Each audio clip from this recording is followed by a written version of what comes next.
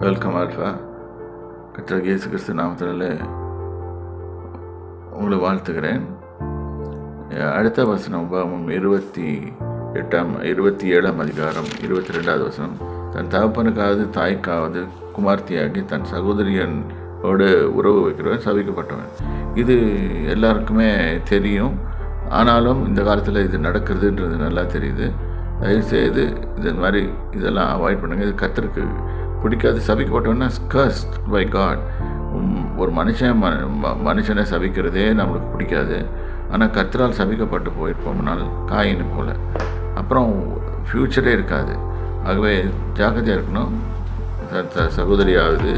சகோதரிக்கு ஈக்குவலண்ட்டாக இருக்கிற யாரையாவது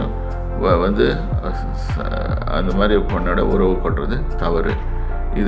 இது புரிந்து கொள்ள வேண்டும். கர்த்தர் உங்களை ஆசீர்வதிப்பார். கர்த்தருடைய நாமத்துக்கு